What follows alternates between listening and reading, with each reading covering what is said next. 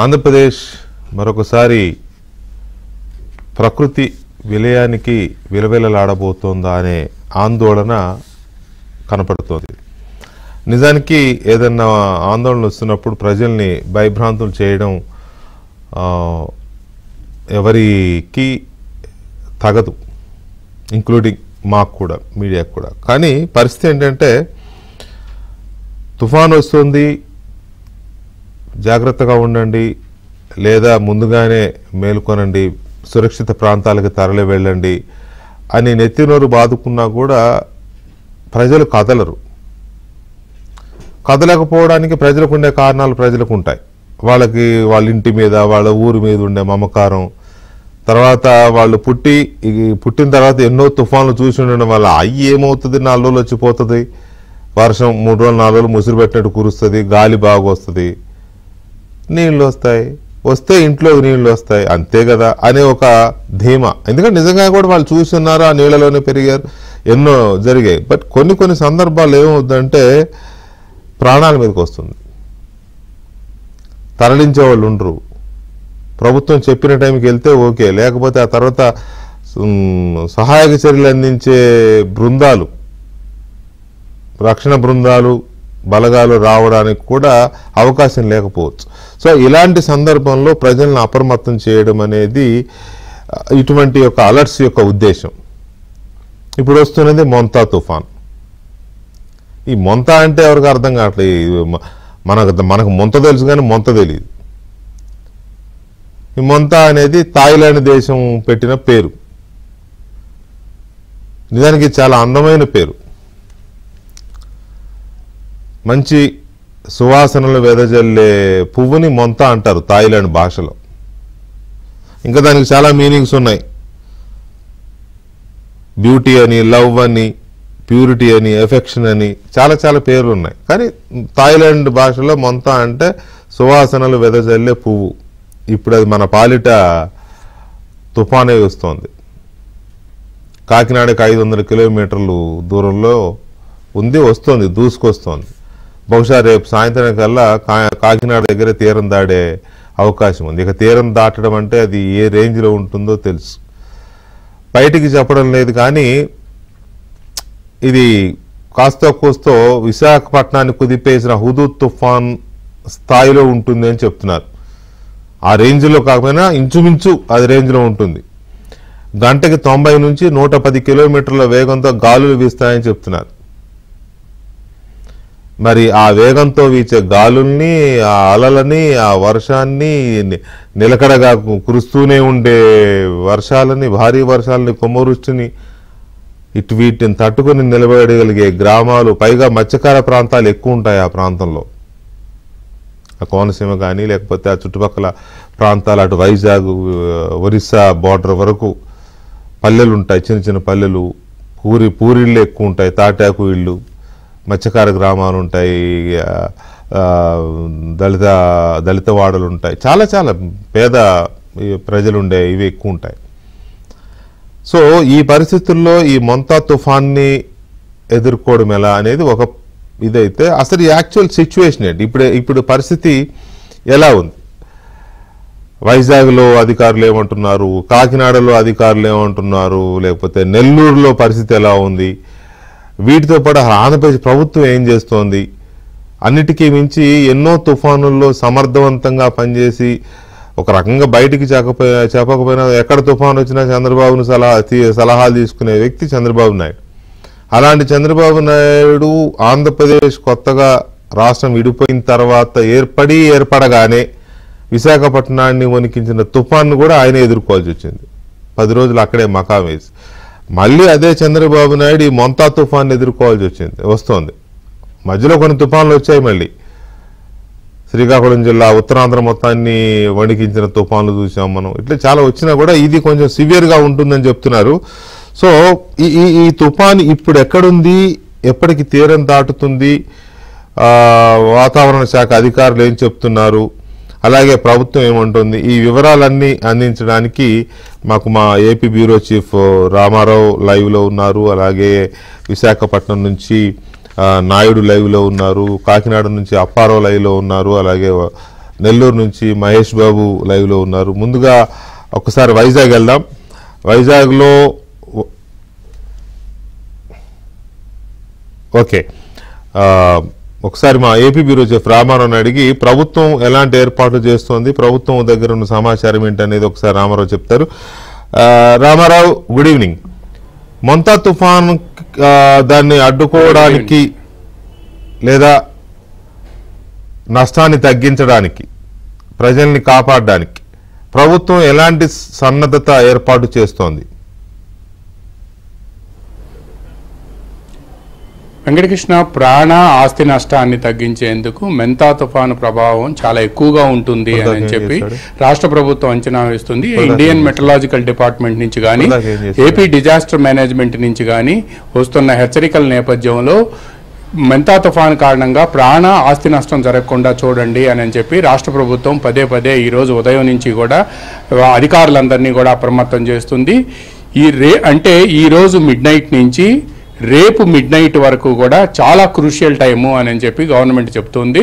ఎందుకంటే ఒక్క విజయవాడ నగరంలోనే ఇప్పుడు ఐఎండీ లేటెస్ట్గా ఇచ్చిన ఫోర్కాస్ట్లో 162 మిల్లీమీటర్లు అంటే 16 సెంటీమీటర్ల వర్షపాతం రికార్డ్ అయ్యే అవకాశం ఉంది అని చెప్తున్నారు. అందుకని షాప్స్ అండ్ ఎస్టాబ్లిష్మెంట్స్, వ్యాపార సంస్థలు మూసివేయాలి. అదేవిధంగా ప్రజల అవసరమైతే మినహా ఎవరు కూడా అనవసరంగా బయటికి రావద్దు అని కూడా ఇప్పటికే కలెక్టర్ ఆదేశాలు జారీ చేశారు. అదేవిధంగా గుంటూరు నగరంలో 140 మిల్లీమీటర్లు అంటే 14 సెంటీమీటర్ల వర్షపాతం రికార్డ్ అయ్యే అవకాశం ఉంది అని చెప్తున్నారు. దీంతో పాటు రాష్ట్రంలో మొత్తం 2707 సచివాలయాలు, గ్రామ వార్డు సచివాలయాల పరిధిలో ఈ మొంతా తుఫాన్ ఎఫెక్ట్ ఉంది అని చెప్పి రాష్ట్ర ప్రభుత్వం గుర్తించింది. అందుకు ప్రాణ ఆస్తి నష్టం ఆ ప్రాంతాల్లో జరగకుండా చూసేందుకు ఇప్పటికే గవర్నమెంట్ ఐఏఎస్ ఆఫీసర్లని, స్పెషల్ ఆఫీసర్లని, దీంతో పాటు రీజనల్ కోఆర్డినేటర్స్ని అలర్ట్ చేసింది. చంద్రబాబు నాయుడు ఈ రోజు ఉదయం నుంచి ఇప్పటి వరకు కూడా గవర్నమెంట్ ఎంత మైన్యూట్గా వెళ్తుంది అంటే వెంకటకృష్ణ, 737 మంది గర్భిణీ స్త్రీలు రాబోయే 2-3 రోజుల్లో డెలివరీ అవటానికి సిద్ధంగా ఉన్నారు. అందువలన వాళ్ళు ఇళ్లల్లో ఉంటే ప్రమాదం. అందువలన వాళ్ళందరినీ ఇమీడియట్గా ఈరోజు అంటే ఒక అరగంట క్రితం వరకు కూడా మా రాష్ట్ర వైద్య ఆరోగ్య శాఖ మంత్రి సత్యకుమార్ యాదవ్ అందించిన వివరాల ప్రకారం వాళ్ళందరినీ కూడా సమీపంలో ఉండే ప్రాథమిక ఆరోగ్య కేంద్రాలకు, అదేవిధంగా ఏరియా హాస్పిటల్స్కి, దీంతో పాటు జిల్లా హాస్పిటల్స్కి, క్రిటికల్గా ఉండే వాళ్ళకి జిల్లా హాస్పిటల్స్కి కూడా ఇప్పటికే తరలించారు. ఇంకా దాదాపుగా 100 మంది వరకు కూడా తరలించాల్సిన అవసరం ఉంది అని భావిస్తున్నారు. అంటే వీళ్ళు రేపు కానీ ఎల్లుండి కానీ డెలివరీ అయ్యే అవకాశం ఉంది అని చెప్పి వాళ్ళకి ఇచ్చిన రిపోర్ట్స్లో ఏదైతే అక్కడ ఉండే మన ప్రైమరీ హెల్త్ కేర్కి సంబంధించిన సిబ్బంది ఎవరైనా ఉంటారో వాళ్ళు అందించిన వివరాల ప్రకారం ముఖ్యంగా బిలో పావర్టీ లైన్ ఎవరైతే ఉన్నారో వాళ్ళందరినీ కూడా ఇప్పటికే తరలించారు. ఇంక 100 మందిని ఈరోజు రాత్రి లోపు కూడా తరలిస్తారు అని చెప్తున్నారు. దీంతో పాటు ఎవరైతే పునరావాస కేంద్రాలు, రీహాబిలిటేషన్ సెంటర్స్కి అందరు రావాల్సిందే. ఇప్పటి వరకు ఏంటంటే విండ్ ఇప్పుడు పెరిగింది కానీ వర్షం మాత్రం చాలా డ్రిజిలింగ్ అంటే చిన్న తుప్పర్లు మాత్రమే పడుతూ ఉన్నాయి. అందువలన ఎక్కడా కూడా వాళ్ళు బయటకు వచ్చేందుకు మెంటల్గా ప్రిపేర్ అయ్యలేరు. ఇంకా పెరిగితే అప్పుడు వస్తామంటున్నారు. కానీ అధికారులు మాత్రం బలవంతంగా తీసుకొస్తున్నారు. ఎందుకు అనంటే ముఖ్యంగా కోస్ట్ ఏరియాలో ఏదైతే ఉందో మచిలీపట్నం కానీ, అవనిగడ్డ కానీ, నాగాయలంక కానీ, లేకపోతే వెస్ట్ గోదావరిలో ఎక్కడైతే కోస్టల్ ఏరియా ఉందో, అదేవిధంగా కాకినాడలో ఉప్పాడ, ఈ సముద్ర తీర ప్రాంతాలు ఏవైతే ఉన్నాయో, గుంటూరు జిల్లాలో నిజాంపట్నం, అదేవిధంగా ఉత్తరాంధ్రలో కళింగపట్నం, విశాఖపట్నం, ఈ ఏరియా అంతా కూడా మొత్తం కూడా జల్లెడబడుతున్నారు. ఎక్కడైతే సముద్ర తీర గ్రామాలు ఉన్నాయో వీళ్ళందరినీ కూడా ఈ రోజు రాత్రికే రీహాబిలిటేషన్ సెంటర్స్కి తీసుకురావాలి. వీళ్ళకి 25 కేజీల బియ్యంతో పాటు 3,000 రూపాయలు నగదు కూడా ఇవ్వాలి అని చెప్పి రాష్ట్ర ప్రభుత్వం ఆదేశాలు జారీ చేసింది. దీంతో పాటు వీళ్ళకి వెంటనే ఫుడ్ కానీ, లేకపోతే అక్కడ ఉండే ఎవరికైతే చిన్నపిల్లలు ఉన్నారో వాళ్ళకి మిల్క్ కానీ, అదేవిధంగా బ్రెడ్ వీళ్ళందరికీ అందించాలి అని మార్నింగ్ బ్రేక్ఫాస్ట్ కానీ, మధ్యాహ్నం భోజనం కానీ, లేకపోతే ఈవినింగ్ టీ కానీ ఇవన్నీ కూడా ఇవ్వాలి. దీంతో పాటు రాష్ట్ర ప్రభుత్వం కలెక్టర్లకి విశేషాధికారాలు ఇచ్చింది. TR-27 అంటారు, ట్రెజరీ రూల్స్ 27 కింద కూడా రిలీజ్ ఆర్డర్స్ ఇచ్చేసింది. ఇప్పటికీ 18 కోట్ల రూపాయలను జిల్లా కలెక్టర్ డిస్పోజల్స్లో ఉంచింది. ఆయా జిల్లాల్లో ఉండే తీవ్రత ఆధారంగా, for example east Godavari, Kakinada, Ambedkar Konaseema, Rajahmundry కలెక్టర్లు వీళ్ళందరికీ కూడా దాదాపుగా ఇమీడియట్గా వాళ్ళు 2 కోట్ల రూపాయలు విడుదల చేసేందుకు వాళ్ళకు TR-27 కింద పవర్స్ ఇచ్చేసింది. అదేవిధంగా మిగతా జిల్లాల కలెక్టర్లు కూడా అక్కడ ఉండే ఇంటెన్సిటీ ఆధారంగా వాళ్ళందరికీ TR-27 కింద ఆదేశాలు ఇచ్చారు. మీరు నిధులు ఖర్చు చేయటంలో ఎక్కడా కూడా హెజిటేట్ చేయొద్దు, ఎవరినైనా సరే ప్రాణ ఆస్తి నష్టం లేకుండా చూడండి అని చెప్తున్నారు. ఇక దీంతో పాటు బీచ్లన్నింటినీ కూడా మూసేశారు. వైజాగ్లో ఉండే ఆర్కే బీచ్ కానీ, లేకపోతే మచిలీపట్నంలో ఉండే మంగినపూడి బీచ్ కానీ, లేకపోతే అవనిగడ్డకు సమీపంలో ఉన్న హంసల దీవి, ఏదైతే సముద్రం సాగరం రెండూ కూడా మన కృష్ణా నది అదేవిధంగా సాగరం రెండూ కలిస్తే సాగర సంగమం అంటారు దీన్ని. ఈ ప్రాంతంలో ఉండే రాకపోకలను కూడా నిషేధించి మొత్తం క్లోజ్ చేసేశారు. బీచ్లన్నింటినీ కూడా క్లోజ్ చేయాలని ఆదేశించారు. దీంతో పాటు ఎడ్యుకేషనల్ ఇన్స్టిట్యూషన్స్ అన్నిటికి కూడా సెలవు ఇవ్వాలని ఆదేశాలు జారీ చేశారు. రేపైతే ఇంటెన్సిటీ ఎక్కువగా ఉంటుంది అనే ఉద్దేశంతో కళాశాలలకు కూడా సెలవు ఇచ్చేందుకు కూడా ఉన్న అవకాశాలను పరిశీలించాలని కూడా ఆదేశాలు జారీ చేశారు. కూటమిలో ఉండే తెలుగుదేశం, జనసేన, బీజేపీ పక్షాలకు సంబంధించిన second line leaders and cadre కూడా సహాయక చర్యలు చేపట్టేందుకు అందుబాటులో ఉండాలి అని కూడా ఆదేశాలు ఇచ్చారు. దీంతో పాటు ఎవరైతే పల్లెటూళ్లలో ముఖ్యంగా విలేజెస్లో నేను చెప్పిన ఈ 2707 గ్రామ వార్డు సచివాలయాల్లో ఎవరైనా కీమోథెరపీ కానీ, డయాలసిస్ కానీ, లేకపోతే ఎవరైతే వెంటనే ఎమర్జెన్సీ మెడికల్ ఫెసిలిటీ కావాల్సిన వాళ్ళు ఉన్నారో వాళ్ళను కూడా ఇమ్మీడియట్గా ఏరియా హాస్పిటల్స్కి లేదా ప్రైమరీ హెల్త్ సెంటర్స్కి, లేకపోతే వాళ్ళకి డయాలసిస్ అవసరం అయితే ఆ డయాలసిస్ సెంటర్స్కి తరలించి వాళ్ళకి భోజన ఏర్పాట్లు కూడా చేయాలని కొద్దిసేపటి క్రితం కూడా సీఎం చంద్రబాబు ఆదేశించారు. వెంకటకృష్ణ. రైట్. అలాగే రాష్ట్ర వ్యాప్తంగా కొన్ని జిల్లాలకి రెడ్ అలర్ట్, కొన్ని జిల్లాలకి ఆరెంజ్ అలర్ట్, కొన్ని జిల్లాలకి ఎల్లో అలర్ట్ ప్రకటించారు. రెడ్ అలర్ట్ ప్రకటించిన జిల్లాల్లో విజయనగరం, విశాఖపట్నం, అనకాపల్లి, కాకినాడ, కోనసీమ, అలాగే ఇవాళ రెడ్ అలర్ట్ ప్రకటించిన వాటిలో పశ్చిమ గోదావరి, కృష్ణా, గుంటూరు, బాపట్ల, ప్రకాశం, నెల్లూరు జిల్లాలు ఉన్నాయి. అలాగే ఇవాళ ఆరెంజ్ అలర్ట్ ప్రకటించిన జిల్లాలు శ్రీకాకుళం, పార్వతీపురం, అల్లూరి అండ్ తూర్పుగోదావరి, ఏలూరు, ఎన్టీఆర్ జిల్లాలు, పల్నాడు, నంద్యాల, కడప, అన్నమయ్య, తిరుపతి, చిత్తూరు.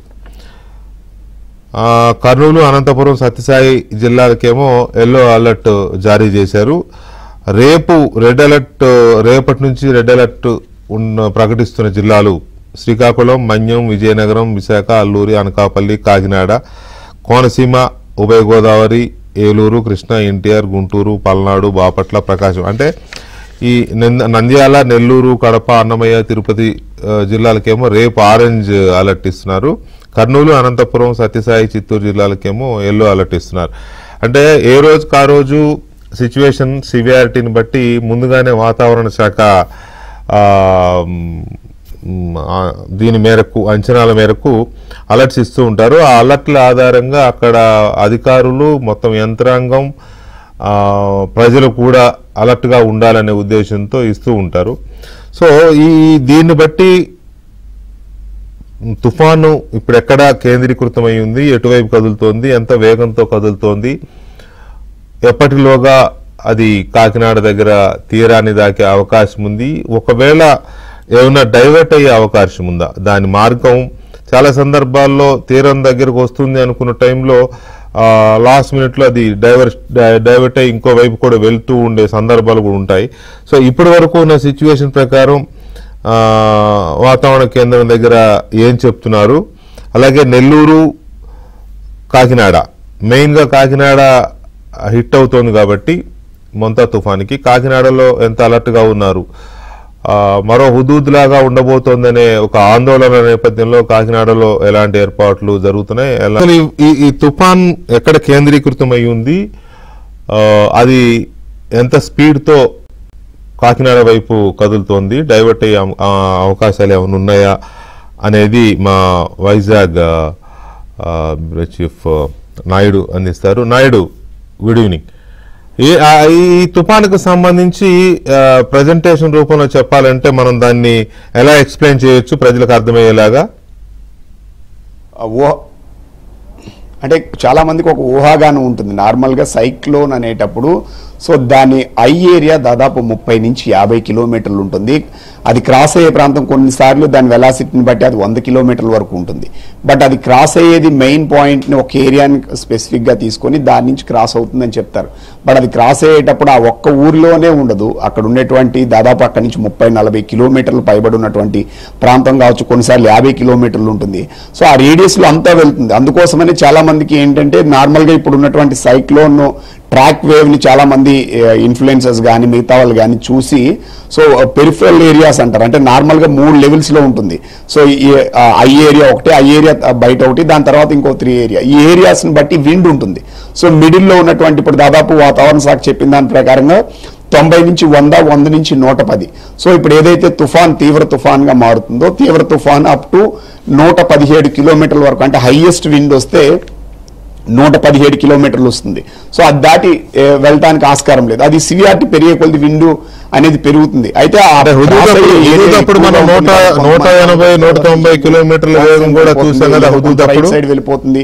సో ఇలాంటి ఊహాగానాలన్నీ కూడా చాలా మందిలో అనుమానాలు ఉన్నాయి. సో డైరెక్షన్ లో ఎలాంటి మార్పు ప్రస్తుతానికైతే లేదు, కానీ కొన్నిసార్లు సందర్భాన్ని బట్టి దీన్ని బట్టి కూడా అది చేంజ్ అవుతూ ఉంటుంది. కానీ నార్మల్ గా చేంజ్ అవడానికి ప్రస్తుతానికి అయితే ఎలాంటి ఆస్కారం లేదనేది వాతావరణ నిపుణులు అయితే చెప్తున్నటువంటి పరిస్థితి అయితే కనిపిస్తుంది. సో మరోవైపు ఇప్పుడు ఆల్రెడీ ఇంకోటి ఏంటంటే నార్మల్ గా సైక్లోన్ గా మారిన తర్వాత సో అందులో విండ్ ప్యాటర్న్, ఎందుకంటే రైట్ సైడ్ లో ఎక్కువ క్లౌడ్స్ ఉంటాయి, లెఫ్ట్ సైడ్ ఎక్కువ విండ్ ఉండడానికి ఇన్ జనరల్ గా సో ఈ సైక్లోన్ మూవ్ అయ్యేటప్పుడు రైట్ సైడ్ కి ఆ విండ్ ఏదైతే క్లౌడ్స్ నిస్తుందో, ఇప్పుడు మనం ప్రస్తుతం అట్ ప్రెసెంట్ గాని మనం చూసుకున్నట్లయితే ఆల్రెడీ మనం చూడొచ్చు ఇందులో వర్షం కానీ మనం ప్రెసెంట్ ఒకసారి చూస్తే, సో రెయిన్ ఎఫెక్ట్ మనం ఒకసారి నార్మల్గా ఇప్పుడు ట్రాక్ పొజిషన్ అంటారు, ఇది ట్రాక్ ఆల్రెడీ మనకి వాతావరణ శాఖ ఇచ్చినటువంటి ట్రాక్ పొజిషన్. సో ఈ ట్రాక్ పొజిషన్స్ లో విండ్ చూడొచ్చు, ఈ మధ్యలో ఒక మనకి ఏరియా ఒకటి కనిపిస్తుంది, ఈ ఏదైతే ఉందో, సో దీంట్లో హైయెస్ట్ విండ్ ఉంటుంది. సో మనం ఈ ఏరియాను కూడా దాదాపుగా మనం చూసుకున్నట్టయితే యావరేజ్ గా ఒక 40 నుంచి 50 కిలోమీటర్ల పైన ఉంటుంది. సో నార్మల్ వేస్ లో సో ఈ ఏరియాని అంతటిని కూడా area cross area, but main cross అయ్యే ఏరియాని కాకినాడగా స్పెసిఫై చేసినప్పటికీ అన్ని ఏరియాస్ మీద కూడా ఇంపాక్ట్ ఉంటుంది. సో ఆ విండ్ కూడా ఇక్కడ ఎక్కువగా ఉంటుంది. ఈ బ్లూ కలర్ లో ఉన్న దాని మీద కొద్ది తక్కువగా ఉండేటువంటి అవకాశం ఉంది. సో ఈ పక్కన ఉన్నటువంటి దాని మీద కొద్ది విండ్ అనేది కొంతవరకు ఇంకా తగ్గేటువంటి అవకాశం ఉంటుంది. ఏరియాని బట్టి ఒక్కొక్కరి దగ్గర ఒక్కొక్కలా ఉంటుంది. సో ఆ విండ్ని బట్టి ఒక్కొక్క దాన్ని ఒక్కోలా ఉండేటువంటి అవకాశం ఉంటుంది. సో మరోవైపు ఇది మనం కూడా చూస్తే ఇక్కడ ఆల్రెడీ చూడొచ్చు, ఇక్కడ ఆల్రెడీ ఎంత పర్సెంట్ ఉంది ఏంటి అనేది. ఇప్పుడు లేటెస్ట్ అప్డేట్ కానీ మనం ఒకసారి దీన్ని కానీ భారత వాతావరణ శాఖ ఇచ్చిన దాని ప్రకారంగా కానీ మనం చూస్తే శాటిలైట్ ఇమేజ్ లో మనం చూడొచ్చు. ఇప్పుడు ప్రెసెంట్ మనం చూస్తే ఉత్తరాంధ్ర జిల్లాల్లో వర్షాలు పడుతున్నాయి. శ్రీకాకుళం నుంచి అప్ టు విశాఖపట్నం వరకు వర్షాలు పడుతున్నాయి. ఇక్కడ మనం చూసుకుంటే గుంటూరు, బాపట్ల ఈ ప్రాంతంలో రెయిన్స్ పడుతున్నాయి. మిగతా చోట్ల ఉన్నప్పటికీ కూడా ఎట్ ప్రెసెంట్ ఇది ఇప్పుడు 7 o'clock ఇప్పుడు ఎట్ ప్రెసెంట్ ఒక half an hour 1 hour before గా ఉన్నటువంటి రాడార్ పిక్చర్ చూస్తే ఈ ప్రాంతాలు ఎక్కువ పడుతున్నాయి. అంటే ఇది సైక్లోన్ గా ఉండేటప్పుడు ఇది చిన్నటువంటి క్లౌడ్ బ్యాండ్స్ తో ఇక్కడ రెయిన్స్, కాబట్టి సముద్రంలో ఇది గంటకి 16 కిలోమీటర్ల నుంచి ఇప్పుడు 18 కిలోమీటర్లు, అంటే నెమ్మదిగా కదిలే కొద్దీ ఇందులో ఏమవుతుంది అంటే క్లౌడ్ బ్యాండ్స్ ఎక్కువగా డెవలప్ అవుతాయి. ఈ క్లౌడ్ బ్యాండ్స్ ఎప్పుడైతే డెవలప్ అయ్యాయో అవి తీసుకొచ్చి ల్యాండ్ మీద ఆ వర్షాన్ని కురిపిస్తాయి. సో ఇప్పుడు ఈ ప్రాంతంలో 2 hours తర్వాత అది చేంజ్ అయ్యేటువంటి అవకాశం ఉంటుంది. సో ఒకే చోట కాన్స్టెంట్ గా ఉంటుంది. ఈ క్లౌడ్ ప్యాచ్ వెళ్ళిపోయిన తర్వాత ఇంకో క్లౌడ్ ప్యాచ్ వచ్చి ఇంకో ఏరియా మీద పడుతుంది. కాబట్టి ఇప్పుడు ఎక్కువ శాతం, ఎందుకంటే నిన్న ఆల్రెడీ ఐఎండీ ప్రకటించిన దాని ప్రకారం కూడా రేపు ఎక్కువగా ఉన్నటువంటి ఏరియాలను మనం చూస్తే ఈ ప్రాంతాల మీద ఎక్కువగా మనకి కనిపించేటువంటి అవకాశం అయితే మనకు కనిపిస్తుంది అనేది స్పష్టంగా చెప్పొచ్చు. సో ఎక్కువగా కనిపిస్తుందని చెప్పొచ్చు.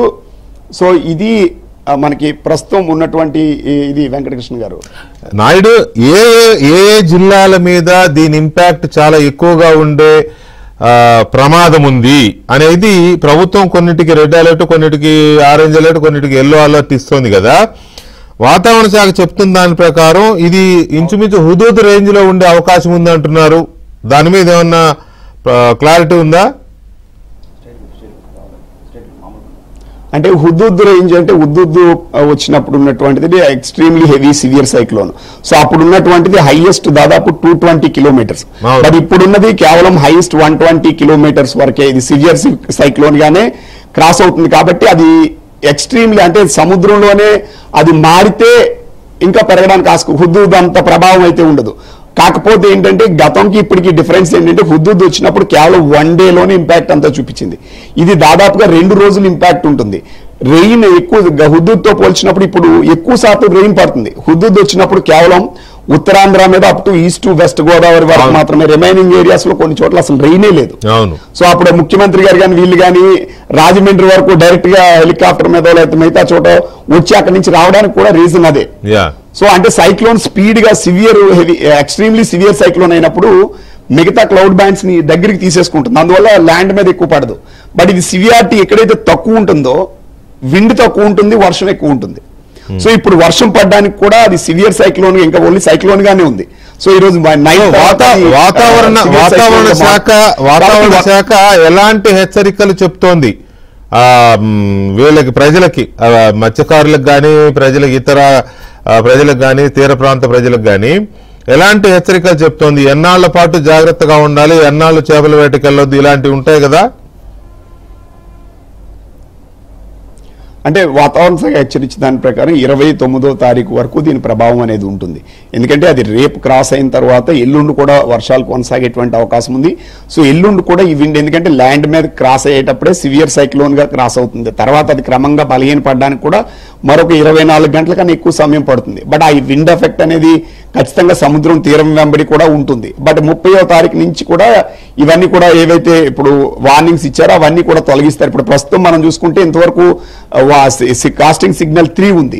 సో అది ఇప్పుడు ఆల్రెడీ 460, 450 వచ్చింది కాబట్టి ఆ సిగ్నల్స్ ని మార్చి ఇప్పుడు 7వ నెంబర్ హెచ్చరిక అనేది నేరుగా వస్తుంది. కాబట్టి ఏదైతే మన కాకినాడ పోర్టుకి ఇస్తారో అది దగ్గరికి వచ్చే కొద్ది కాస్టింగ్ సిగ్నల్ మారుతుంది, అప్ టు 9 వరకు కూడా ఇవ్వడానికి ఆస్కారం ఉంది.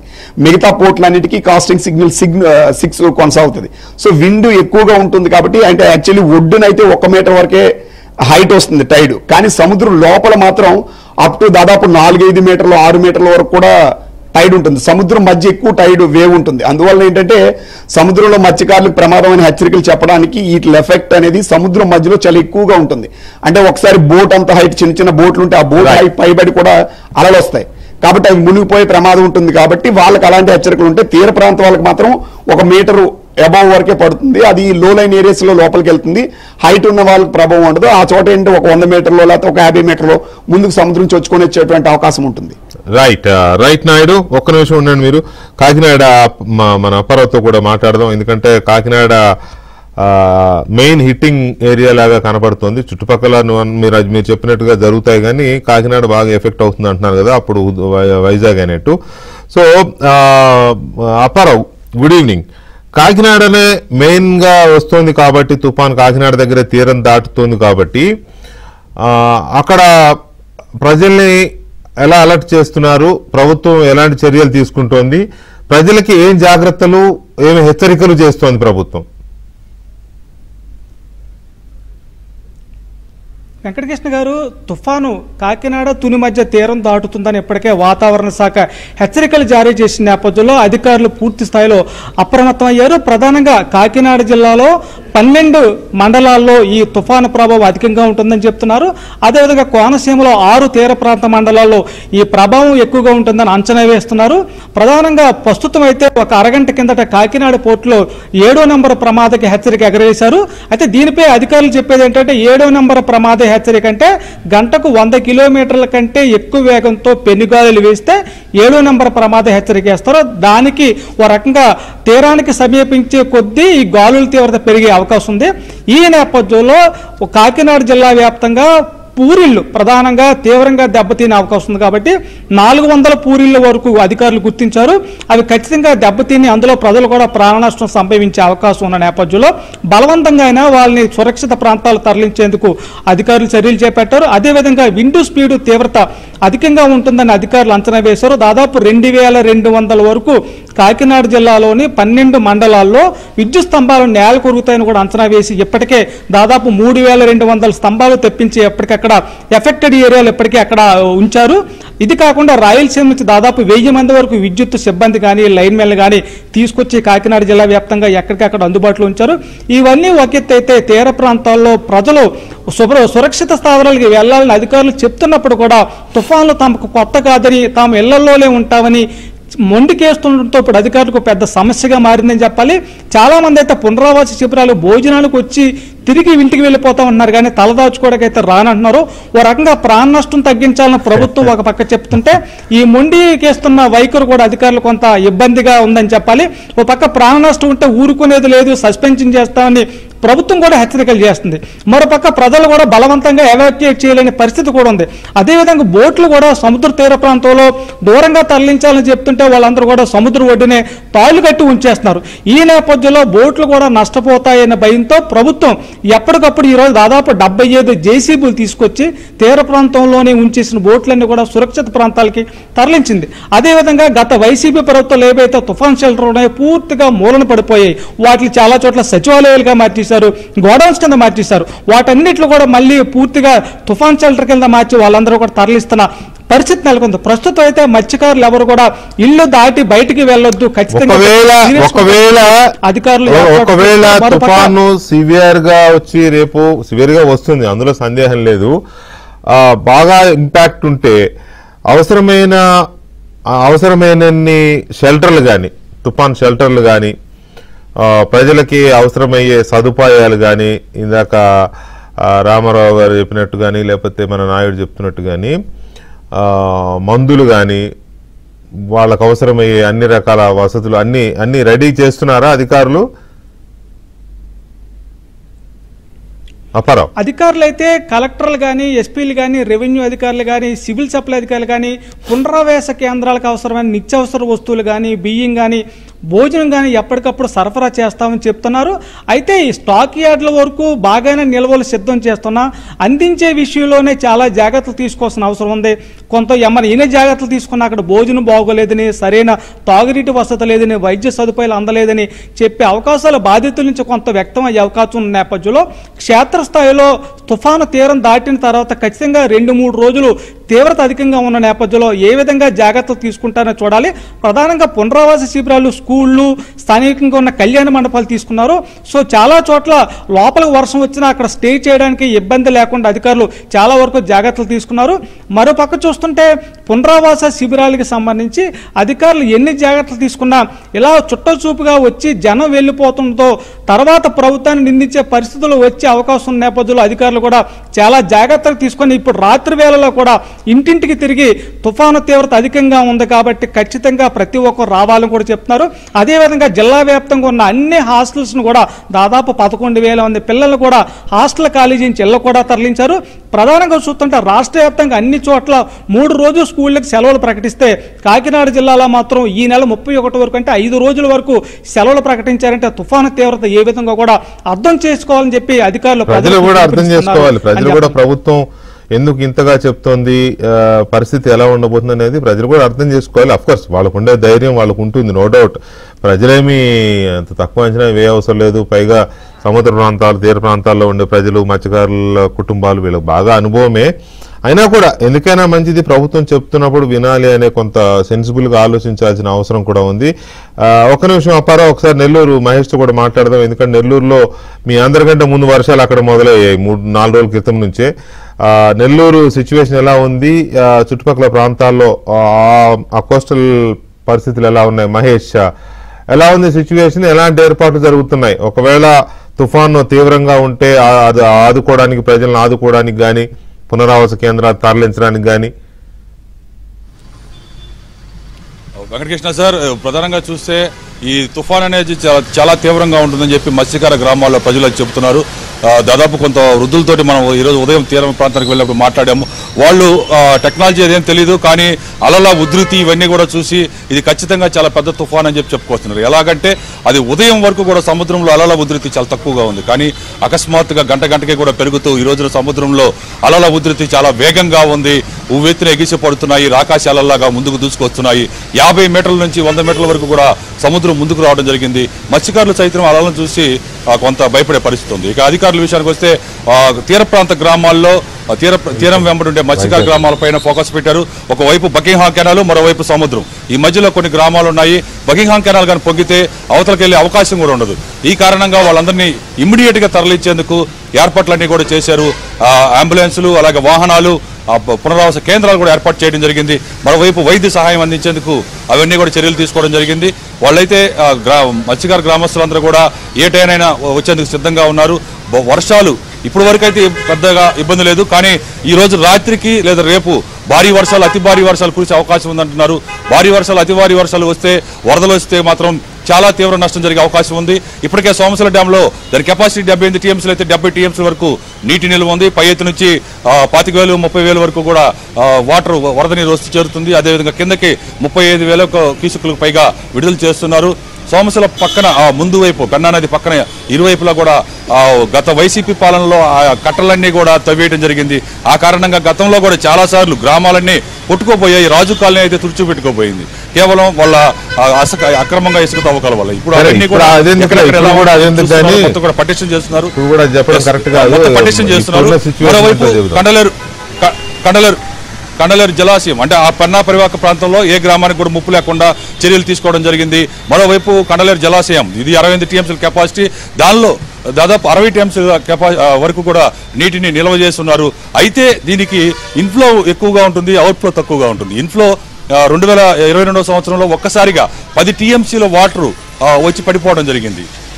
అలాంటి సిచ్యువేషన్స్ వస్తే మాత్రం కండలేరు డ్యామ్ ఇప్పుడు మీ దగ్గర తుఫానుకు సంబంధించిన వాతావరణం ఏమన్నా కనబడుతుందా? గాలులు వస్తూ ఉండడం కానీ, చలి పెరగడం కానీ, లేకపోతే వర్షం తీవ్రత కానీ, ఇవి అంటే తుఫాను రాబోతుంది అనడానికి సంకేతం ఏమైనా కనబడుతుందా? నెల్లూరు అలాగే మీకు అటు తీరం ఇటు గుంటూరు నుంచి మీ దాకా ఉన్న బాపట్ల నుంచి మీ వరకు ఉన్న తీర ప్రాంతంలో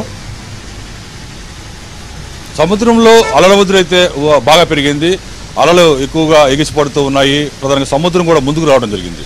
ఇది గాలులు కూడా కొంత ఒక 10 కిలోమీటర్లు 20 కిలోమీటర్ల వేగంతో గాలులు వీస్తూ ఉన్నాయి. చుట్టుపక్కల మత్స్యకార గ్రామస్తులందరూ కూడా అలర్ట్ చేశారు. వాళ్ళందరూ కూడా ఆ బోట్లన్నీ కూడా దూరంగా తీసుకొని రావడం జరిగింది. ఎక్కడా కూడా ప్రాణ నష్టం, ఆస్తి నష్టం జరగకుండా ఉండేందుకు ఇప్పటికే ప్రభుత్వం యువరాజ్ అని ఒక ఐఏఎస్ ప్రత్యేక అధికారిని నియమించారు. అలాగే కలెక్టర్ హిమాంశు శుక్లా వీళ్ళతో పాటు ఎస్పీ అజితా వేజెంట్ల వీళ్ళంతా ఎప్పటికప్పుడు అధికారులు అప్రమత్తం చేశారు. ప్రతి గ్రామంలో కూడా విఆర్ఓలు విఆర్ఏలు వీళ్ళందరూ కూడా గ్రామాల్లో ఉండాలని చెప్పి ఆదేశాలు ఇవ్వడం జరిగింది. వాళ్ళంతా కూడా గ్రామాలకు చేరుకున్నారు. మరోవైపు పోలీస్ సిబ్బందిని కూడా చేర్పిస్తున్నారు. ఎక్కడైతే వాగులు కొన్ని పొంగాయి, రహదారులన్నీ మూసుకుపోయి అక్కడ కూడా పటిష్టమైనటువంటి ఎవరో ఆ వాగులు దాటకుండా చర్యలు తీసుకున్నారు. వాతావరణం అయితే మాత్రం ఉదయం నుంచి సామాన్యమైనటువంటి జల్లులు పడుతూ ఉన్నాయి. కొద్దిసేపు కూడా తెరపలేదు. నుంచి వర్షం అయితే కురుస్తూ ఉంది. Right Mahesh, thank you very much. Thanks for the update. మా నెట్వర్క్ అంతా చాలా అలర్ట్ గా ఉంది. ఈ తుఫాన్ కి సంబంధించిన సమాచారం ఎప్పటికప్పుడు మిగతా ప్రపంచానికి తెలియజేయడంతో పాటు ప్రభుత్వానికి కూడా ఎక్కడ ఏం జరుగుతుందనేది తెలియజేయడానికి ప్రభుత్వానికి ఉండే నెట్వర్క్ ప్రభుత్వానికి ఉన్నా కూడా మా నెట్వర్క్ ఫీల్డ్లో ఉంటుంది కాబట్టి ఎక్కడికక్కడ ఎప్పటికప్పుడు అందిస్తూ ఉంటుంది. ప్రజలకు కూడా లైవ్ అప్డేట్స్ ఎప్పటికప్పుడు అందిస్తాం, చూస్తూ ఉండండి. అయితే ఈ తుఫాన్లకు సంబంధించి సుదీర్ఘమైన అనుభవం ఉండి తుఫాన్ వచ్చినప్పుడు ప్రజలు ఎలాంటి పరిస్థితిలో ఉంటారు, వాళ్ళెంత ధీమాగా ఉంటారు, అది మొండితనం అందామా లేకపోతే వాళ్ళలో ఉండే ధీమా అందామా, ఏం కాదులే అనే ఒక టేక్ ఇట్ ఈజీ అన్నట్టుగా ఉండే తత్వం అందామా, ఆ టైంలో అధికారులు పడే తాపత్రయము, అందాల్సిన టైంకి అందడం ఒక ఎత్తు, అందకపోవడం ఒక ఎత్తు, తర్వాత రేపటి తుఫాన్ ఎలా ఉండబోతోంది, మనం హుదూద్ చూసాము, తర్వాత అంతకుముందు దివిసీమ ఉప్పెన చూసాము, తర్వాత కోనసీమ ఉప్పెన చూసాము. ఇలాంటి చాలా అనుభవాలు. ఆంధ్రప్రదేశ్కి తుఫాన్లు కొత్త కాదు, కానీ అలా లెగుస్తున్న టైంలో ఏదో ఒక తుఫాన్ వచ్చి మళ్ళీ పడేస్తుంది ఆంధ్రప్రదేశ్ని. అది అలవాటే కావచ్చు, కానీ ఈ ఎప్పటికప్పుడు మళ్ళీ దాని నుంచి బయటపడుతూ వస్తోంది. ప్రత్యేకించి ఇప్పుడున్న ముఖ్యమంత్రి చంద్రబాబు నాయుడు చాలా తుఫాన్లను ఫేస్ చేసిన మనిషి. ఆ తుఫాన్ల నుంచి ఎలా మళ్ళీ ఆ ప్రాంతాన్ని త్వరగా కోలుకునేలా చేయాలి, ప్రజలను ఎలా ఆదుకోవాలి తుఫాన్ టైంలో అనేది ఆయనకి చాలా అనుభవంతో కూడుకున్న వ్యవహారం. అందులో ఆయన సిద్ధహస్తుడు కూడా. బహుశా దేశంలో ఏ ముఖ్యమంత్రికి అలాంటి ట్రాక్ రికార్డ్ లేదు. ప్రకృతి వైపరీత్యాలని ఎదుర్కొనే విధంగా ప్రభుత్వాన్ని, యంత్రాంగాన్ని సన్నద్ధం చేసి తాను కూడా అక్కడికి వెళ్లి కూర్చుని మినిట్ మానిటర్ చేస్తూ ప్రాణ నష్టాన్ని తగ్గించే పరిస్థితి, అలాగే ప్రజలకు అందాల్సినవి అందేలాగా చూడడం, ఇలాంటి వాటిల్లో చంద్రబాబు నాయుడుని మించిన ముఖ్యమంత్రి ఈ దేశంలో లేడు, భారతదేశంలో, అందులో డౌటే లేదు. అయితే ఆయనకి ఎప్పటికప్పుడు ఇలాంటి పరీక్ష ఏదో ఒకటి ఎదురవుతూనే ఉంటుంది. మళ్ళీ అప్పుడు అధికారంలోకి రాగానే 2014లో హుదూద్ వచ్చింది, మళ్ళీ ఇప్పుడు ఏడాదిన్నర అవుతూ ఉండగానే ఇప్పుడు ఇది వస్తుంది. మరి దీని సివియారిటీ ఎలా ఉంటుంది? అనుభవంతో కూడుకున్న విశ్లేషకులు ఉన్నారు, మాజీ అధికారులు ఉన్నారు, డిబేట్లో మనతో షేర్ చేసుకుని ప్రజలను అలర్ట్ చేయడానికి, ముఖ్యంగా మొత్తం తీర ప్రాంతం 950 కిలోమీటర్ల తీర ప్రాంతం పరిధిలో ఉండే అన్ని గ్రామాల ప్రజలు, జిల్లాల ప్రజలు అందరూ ఎంత అలర్ట్గా ఉండాలి, ఏం చేయాలనే దాని మీద సరైన సూచనలు ఇవ్వడానికి, గత అనుభవాలను పంచుకోవడానికి మనం రేపు కాకినాడ వద్ద తీరాన్ని తాకబోతున్న మొంతా తుఫాన్ చాలా తీవ్ర స్థాయిలో ఉండే అవకాశం ఉందని వాతావరణ శాఖ హెచ్చరిస్తోంది. ప్రభుత్వం కూడా దాని తీవ్రతని అంచనా వేస్తూ పెద్ద ఎత్తున దాన్ని ఎదుర్కోవడానికి, నష్టాన్ని తగ్గించడానికి లేదా నివారించడానికి అందుకు తగిన చర్యలైతే తీసుకుంటోంది, ముందస్తు చర్యలు తీసుకుంటోంది. అయితే ఎంతవరకు పరిస్థితి ఇప్పుడున్న దాన్ని బట్టి అర్థమవుతోంది, గత అనుభవాలు ఏంటి, అలాంటి టైంలో ఏం చేయాలి అనే దాని మీద మనతో మాట్లాడడానికి హెచ్ అరుణ్ కుమార్ గారు, మాజీ ఐఏఎస్ అధికారి. వీరు 96లో కోనసీమ ఉప్పెన వచ్చినప్పుడు అక్కడ ఆర్డీఓగా ప్రభుత్వ సహాయక చర్యలు అందించారు. అప్పుడు కూడా చంద్రబాబు నాయుడు గారే ముఖ్యమంత్రి. అది ఎంత భయంకరమైన తుఫానో, అప్పుడు ఎంతగా అల్లాడిపోయిందో ఆంధ్రప్రదేశ్ కోనసీమ ప్రాంతం, ఆ జిల్లాలన్నీ ఎంతగా అల్లాడిపోయినాయి. అప్పుడు క్షేత్రస్థాయిలో ఉండి పనిచేసిన అధికారులకు మాత్రమే తెలుసు. ఆల్మోస్ట్ వాళ్ళందరూ ఇప్పుడు రిటైర్ అయి ఉన్నారు. అప్పుడు కలెక్టర్గా చేసిన వాళ్ళు, ఆర్డీఓలుగా అందరూ రిటైర్ అయి ఉన్నారు. వారిలో అరుణ్ కుమార్ గారు ఒకరు. వారి అనుభవాలు షేర్ చేసుకుందాం. అలాగే లోక్సత్తా ఆంధ్రప్రదేశ్ శాఖ అధ్యక్షులు భీశెట్టి బాబ్జీ గారు, విజయనగరం జిల్లా వాసులు. వారికి హుదూదే కాదు, అంతకుముందు చాలా తుఫాన్లు చూసిన అనుభవం ఉంది. ఆ తర్వాత కూడా చాలా తుఫాన్లు చూసిన అనుభవం ఉంది. హుదూద్ తర్వాత కూడా ఇంకో తుఫాన్ ఏదో వచ్చింది, ఉత్తరాంధ్ర మొత్తాన్ని, తిత్లీ తుఫాన్ ఉత్తరాంధ్ర మొత్తాన్ని చాలా ఇబ్బంది పెట్టింది. ఆ తర్వాత మనకి ఇప్పుడు కాకినాడ హిట్ చేస్తోంది కాబట్టి చాలా తుఫాన్లు చూసి, ఇప్పుడు నేను చెప్పిన కోనసీమ ఉప్పెనను చూశారు. ఇప్పుడు రేపు చూడబోతున్నారు పిఠాపురం మాజీ శాసనసభ్యులు, తెలుగుదేశం పార్టీ పిఠాపురం ఇన్ఛార్జి వర్మ గారు కూడా మనతో జాయిన్ అవుతారు మరికొద్ది సేపట్లో. ముందుగా అరుణ్ కుమార్ గారితో మాట్లాడదాం. అరుణ్ కుమార్ గారు నమస్తే అండి. నమస్కారం అండి అరుణ్ కుమార్. నమస్కారం. Thank you sir. ఇప్పుడు రేపు ఆల్రెడీ తుఫాన్ very near by Kakinada, very near by coastal Andhra, right? So రేపు అది కాకినాడ దగ్గర తీరం దాటబోతోంది. మీకు ఇప్పటికే మీరు వార్తలు చూస్తున్నారు, అంచనా వేస్తున్నారు కదా. గత అనుభవాల దృష్ట్యా రేపు తాకబోయే మొంతా తుఫాన్ని మీరు ఎలా అంచనా వేస్తున్నారు? నమస్కారం అండి. బేసికల్ గా 96 అంటే దాదాపు 30 years బ్యాక్ ఈస్ట్ గోదావరిలో ఇలాంటి తుఫాన్, అంటే అప్పట్లో ఈ తుఫాన్లకి స్పెసిఫిక్ నేమ్స్ పెట్టే పరిస్థితి, అంటే ఆ ట్రెడిషన్ అప్పుడు ఉండేది లేదు. మనమే పెట్టుకునేవాళ్ళం దివిసీమ, కోనసీమ అని. అదే, అంటే ఏదైనా ఇన్సిడెంట్ అయ్యి దాని తీవ్రతను బట్టి వాటిని ఆ పేర్లు మనం పెట్టేవాళ్ళం, కానీ ముందుగానే వాటిని నేమ్ చేయడం అనేది అప్పట్లో లేదు. అయితే ఇది కరెక్ట్ గా ఐ థింక్ November, December ఆ టైంలోనే వచ్చిందంటే అప్పట్లో కూడా ఈ తుఫాను చాలా భయంకరమైనటువంటి తుఫాను.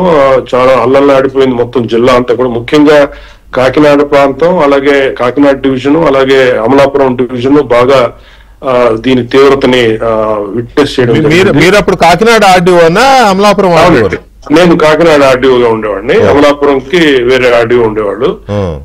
అప్పుడు రెడ్డి సుబ్రహ్మణ్యం గారు, అంటే మన కంబైన్డ్ డిస్ట్రిక్ట్ దాదాపు మొత్తం అక్కడ దేవిపట్నం వరకు అంతా ఉండేది మనకి జిల్లా. కలెక్టర్ అప్పుడు వారు అప్పుడు కలెక్టర్ గా ఉండేవాళ్ళు.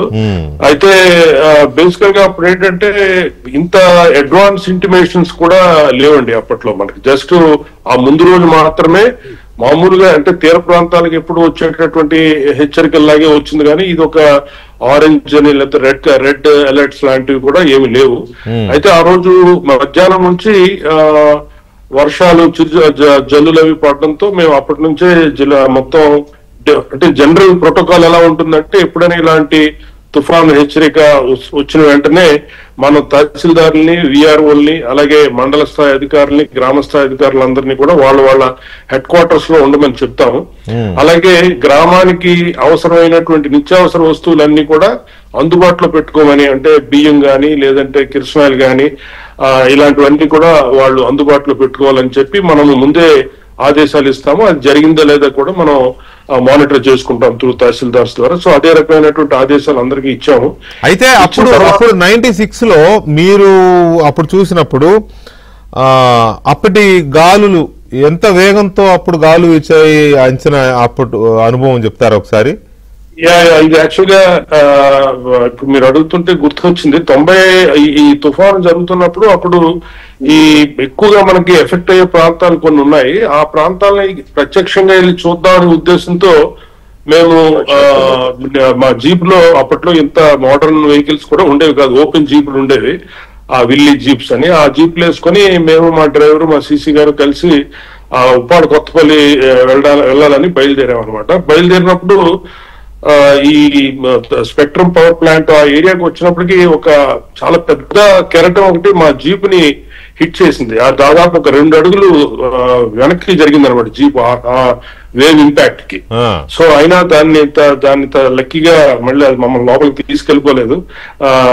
అది దాటి గ్రామాల్లోకి వెళ్ళి ఏవైతే కొన్ని గ్రామాలు అయితే మరీ తీరం ఒడ్డునే ఉంటాయన్నమాట. వాళ్ళు రోజు కెరటాలని చూస్తుంటారు. అలాంటి వాళ్ళకి వెళ్ళి మళ్ళీ నచ్చ చెప్పి, మీరు మామూలుగా అనుకోకండి, ఇక్కడ ఏంటంటే చాలా వరకు పీపుల్ సైకాలజీ ఎలా ఉంటుందంటే, ముఖ్యంగా మత్స్యకారులు, ఈ తీర ప్రాంతాల్లో ఉండేవాళ్ళు, ఇవన్నీ మేము ఇప్పుడు చూసినవి, వీటి వల్ల మీరు మరీ మమ్మల్ని హడలగొడుతున్నారు, కానీ అంత ఇదేం లేదు, మేము ఆ పరిస్థితి వచ్చినప్పుడే మీరు అరేంజ్ చేసిన రిలీఫ్ క్యాంప్స్ కి వస్తాము అని కొంత అడమెంట్ యాటిట్యూడ్ కూడా వాళ్ళు ఉంటుంది.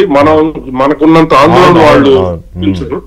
సో ఒక్కొక్కసారి మనం బల ప్రదర్శన కూడా చేయాల్సి ఉంటుంది. మన తలయారిని వాళ్ళని తీసుకుని వెళ్ళి అక్కడ మనం అరేంజ్ చేసిన బస్సుల్ని లేదంటే లారీల్లో ఎక్కించి కూడా ఒక్కోసారి తీసుకెళ్లిన పరిస్థితి ఉంటుంది.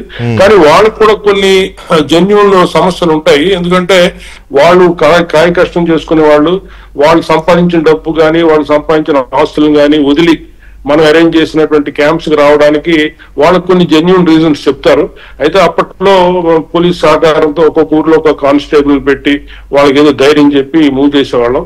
అయితే మళ్ళీ తిరిగి వచ్చేటప్పుడు మళ్ళీ ఇదే రూట్ లో వస్తే ప్రమాదం అని చెప్పి వేయ కొమరగిరి, ఆ పిఠాపురం ఆ ప్రాంతాల నుంచి వచ్చినప్పుడు కూడా మా కళ్ళెదుటే పెద్ద పెద్ద చెట్లు కూలిపోవడం ఇవన్నీ కూడా జరిగాయి.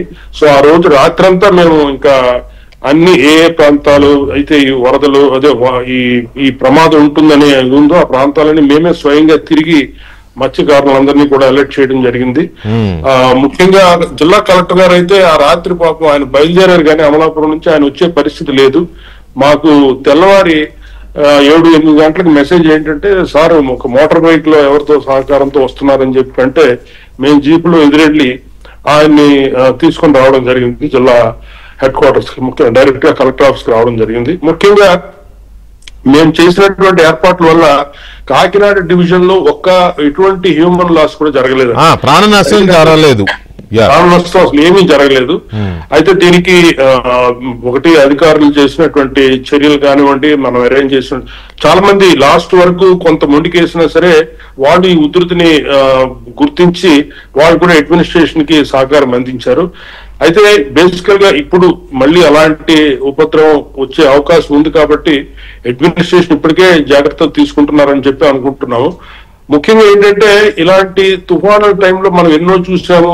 అయితే అరుణ్ కుమార్ గారు, ఇప్పుడు ఇలాంటి టైంలో ఎలాంటి చర్యలు తీసుకోవాలి అండ్ యంత్రాంగం ఏం చేస్తే బాగుంటుంది, ప్రజలు ఏం చేస్తే బాగుంటుంది అనే సజెషన్స్ మీ దగ్గర నుంచి తీసుకునే ముందు ఒకసారి బాబ్జీ గారు ఇది కూడా తీసుకుంటాను. బాబ్జీ గారు నమస్తే అండి.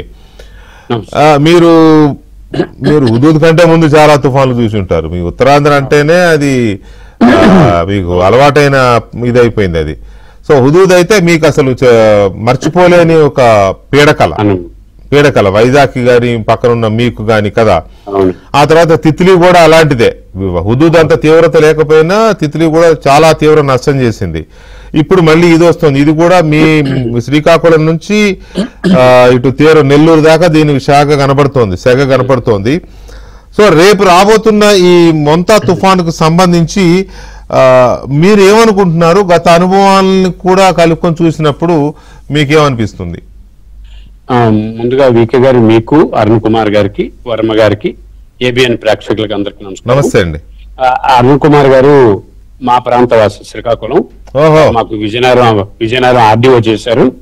ఆ తర్వాత మరి ఇప్పుడు వారి అనుభవం కూడా చెప్పారు. రాష్ట్రంలో ప్రధానమైనటువంటి స్థాయిలో ఉన్నత రైట్ క్యాండిడేట్. నేను ఆయనతో కలిసి ఈ కన్స్యూమర్ మూవ్మెంట్ లో పనిచేశాను. Very good.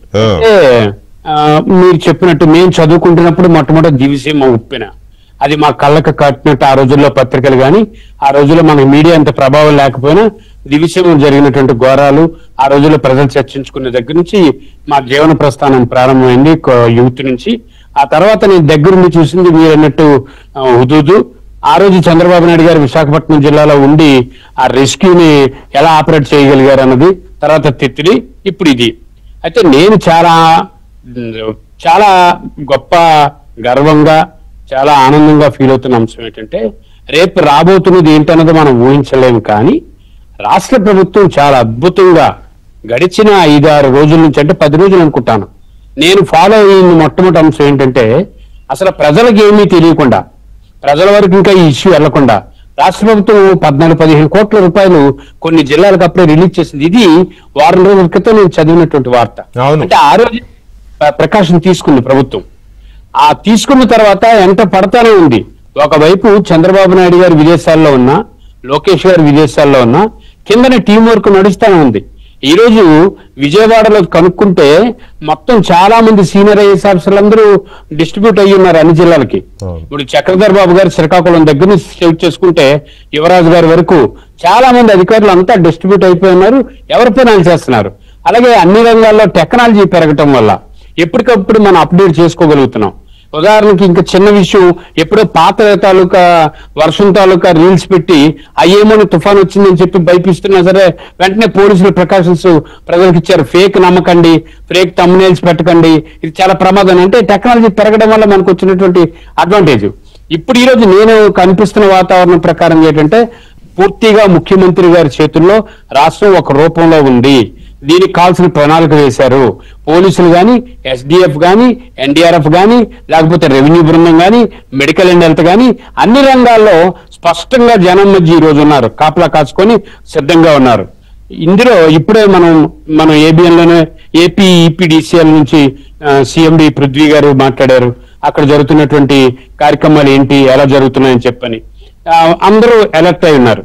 ఇక రేపటికి ఏం జరుగుతుంది అన్నది భగవతేచ్ఛ, కానీ మనం సిద్ధంగా ఉన్నాం.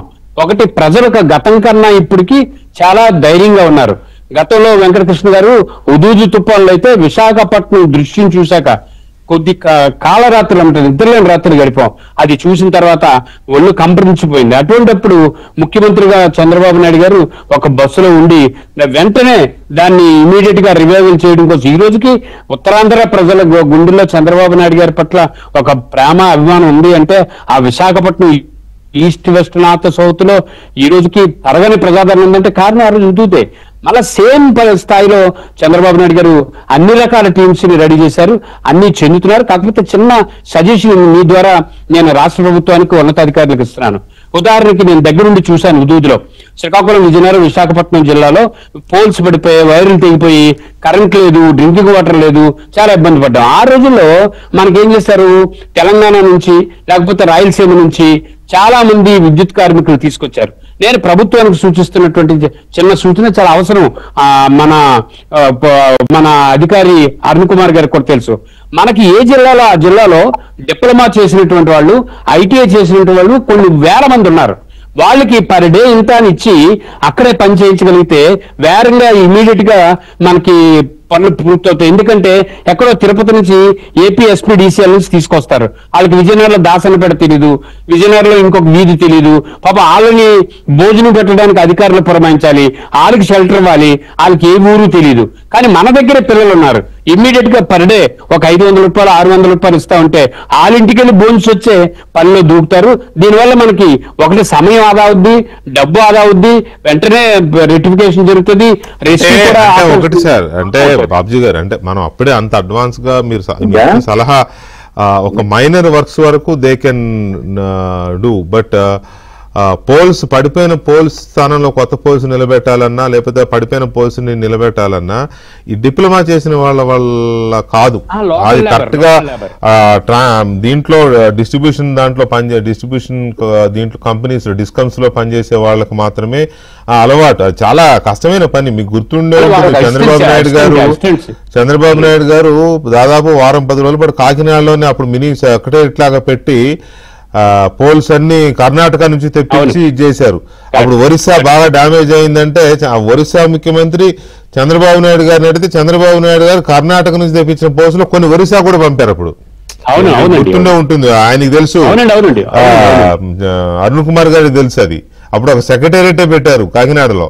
సో ఇలాంటి సిచ్యువేషన్స్ లో ఓకే మీరు అన్నట్టుగా లోకల్ పిల్లలు ఎలక్ట్రికల్ అనుభవం ఉన్న వాళ్ళు, not only for that matter, not only electrical, any చేయగలిగిన వాళ్ళని తీసుకుని చేయించడం అనేది ఒక ఇదే. కానీ ప్రొఫెషనల్స్ డిపార్ట్మెంటల్ వాళ్ళు ఉంటేనే అది ఒకటి, రైట్? Okay, anyway. సో ఇక్కడ ప్రజలు ఎలాంటి జాగ్రత్తలు తీసుకోవాలి? ఎందుకంటే ఇక్కడ స్థానికంగా ఉండే ప్రజాప్రతినిధులు వెళ్లి చెబితే తప్ప వాళ్ళు బయటికి రారు అంత తొందరగా.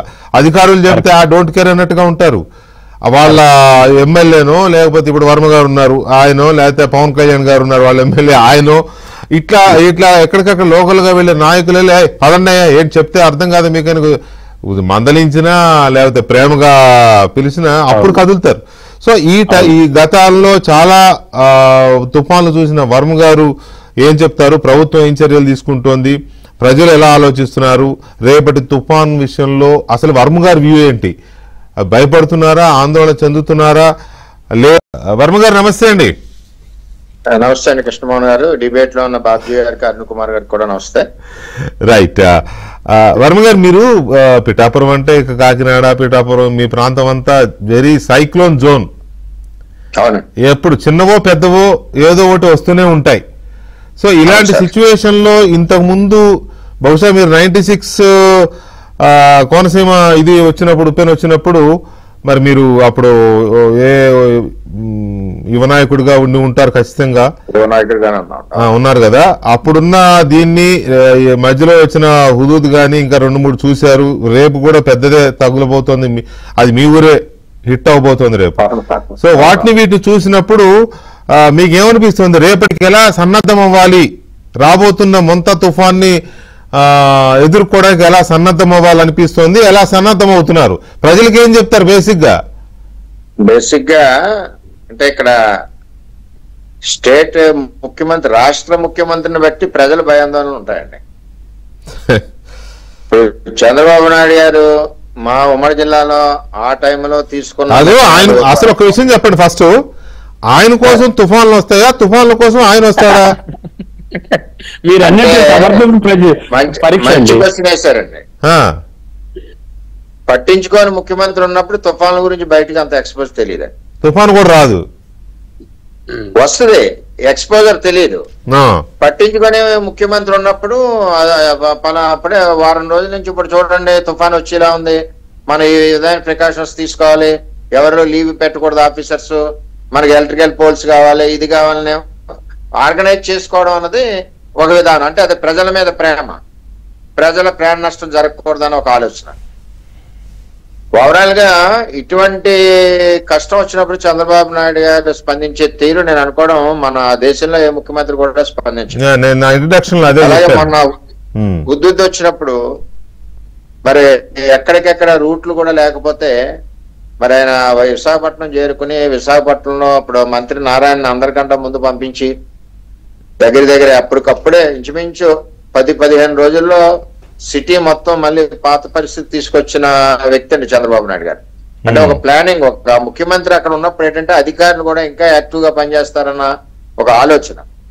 మరి 2 తేడాలు చూసుకుంటే జగన్మోహన్ రెడ్డి గారికి చంద్రబాబు నాయుడు గారికి ఆయన ఇంట్లో కూర్చుని పని పురమాయిస్తారు, చెప్పింది వింటారు తప్పితే ప్రాక్టికల్ గా ఏం జరుగుతుందో ఆయనకు తెలీదు. ప్రాక్టికల్ గా ఆయన గురించి ఎందుకు మనం ప్రస్తుత పరిస్థితిని ఇప్పుడున్న ముఖ్యమంత్రి గారి పనితీరు ఇవి మాట్లాడుకుందాం, గతం గురించి మాట్లాడి ఇప్పుడు కూడా రాజకీయం అంటారు. అయితే ఇప్పుడు మన జిల్లాకు వచ్చేసరికి ఏమైందంటే అండి, ముందుగానే ఎలర్ట్ గా ఉన్నారు. కలెక్టర్ మీటింగ్ పెట్టుకోవడం, ఎవరికారిని లీవ్లు పెట్టకుండా వెళ్ళొద్దని చెప్పడం. అదే విధంగా ఎలక్ట్రికల్ డిపార్ట్మెంట్ దగ్గర 1500 పోల్స్ ఎన్నో వచ్చినాయి, పొద్దుట రివ్యూ మీటింగ్ కూడా అయింది. అలాగే ఎలక్ట్రికల్ కనెక్టెడ్ వర్కర్స్, ఇంజనీర్స్ అందరినీ కూడా మిగిలిన జిల్లాల నుంచి కూడా షిఫ్ట్ చేశారు ఇక్కడికి. ఆ స్టాఫ్ కూడా ఉన్నారు. అన్ని రకాలుగా మన మరి ఏ విధమైన ఇబ్బందులు లేకుండా మరి ఏది విపత్తుల విభాగం నుంచి టీం వచ్చారు, అందరూ కూడా అలర్ట్ గా ఉన్నారు. దాంతో పాటుగా మత్స్యకారులకు వచ్చేసరికి ఏముంటదంటే వాళ్ళకి భయం అన్నది ఉండదు. తుఫాను వస్తుందంటే అక్కడే ఉండాలని ఒక ఆలోచన ఉంటుంది.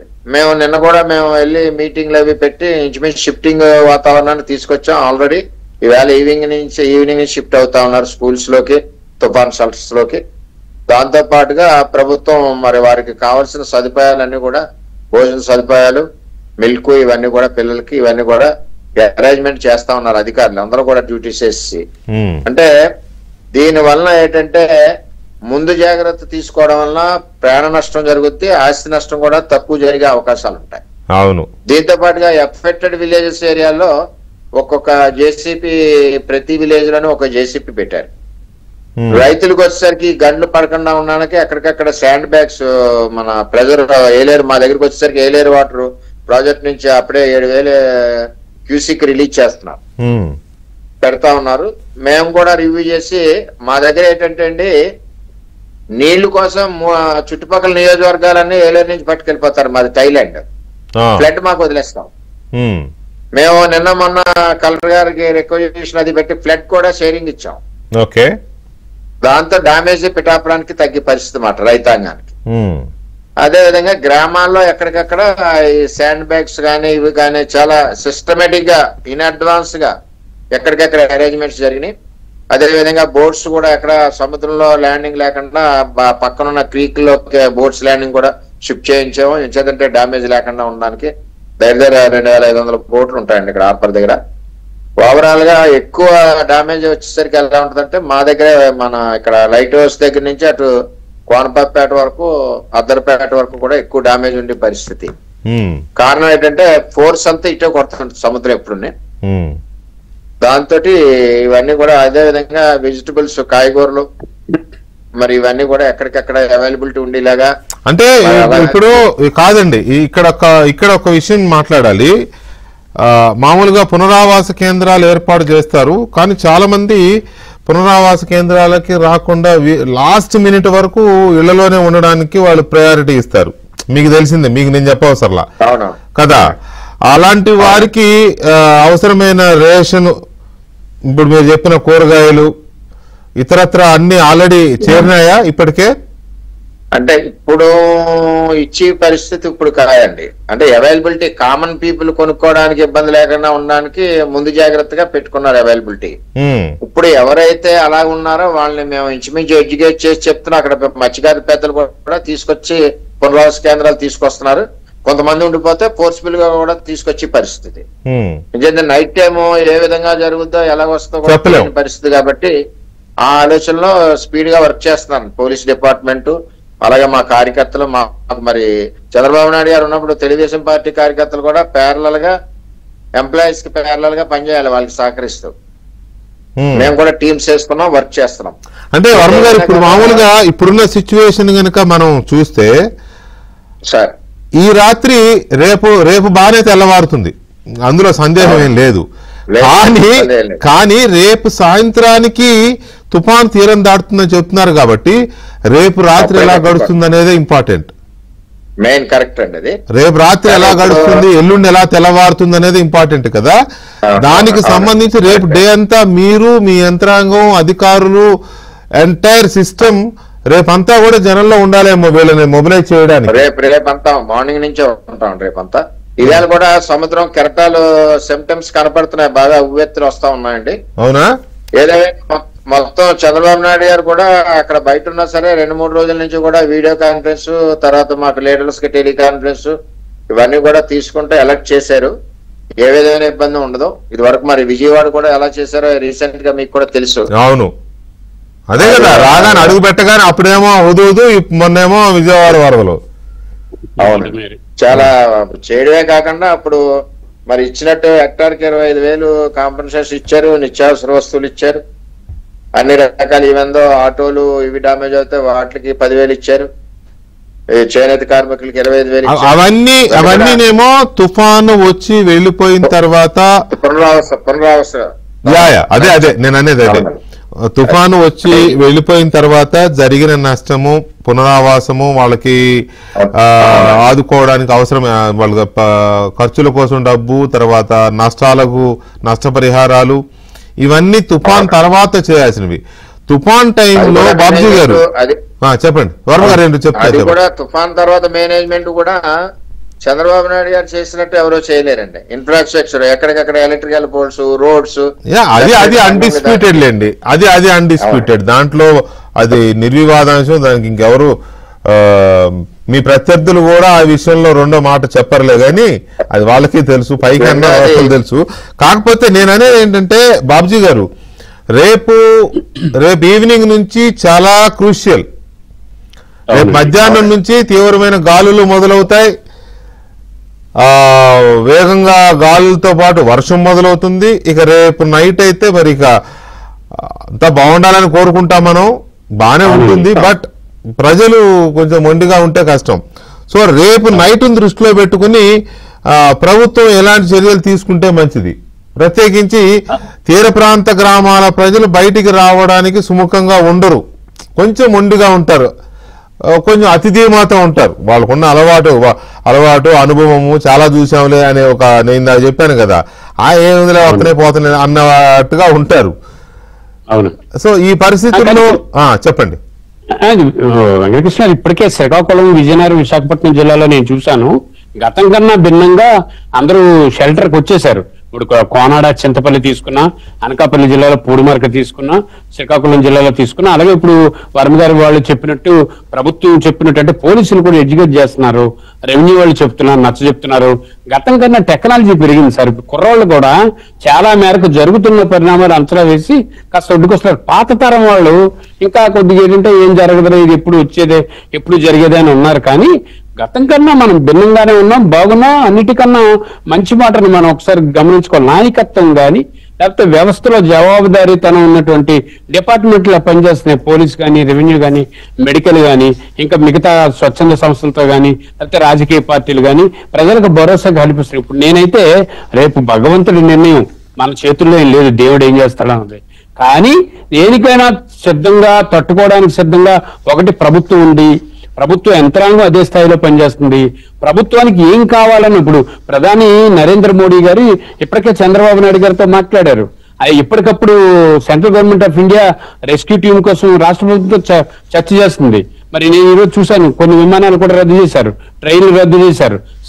సాధ్యమైనంత వరకు ఎక్కడ కూడా ప్రమాదం సంభవించిన పెద్ద ప్రాణ నష్టం జరగకుండా, ఆస్తి నష్టం జరగకుండా అన్ని యంత్రాంగాలు స్పష్టంగానే పనిచేస్తున్నాయి. కాబట్టి భగవంతుడు కూడా మనకు అనుకూలంగానే పొరపాటు జరగకుండానే అమ్మయ్య దేవుడు మనల్ని కాపాడాడు అనుకునేలాగా ఉంటది అని నేను ఒక వ్యక్తిగా నేను అభిప్రాయపడుతున్నాను.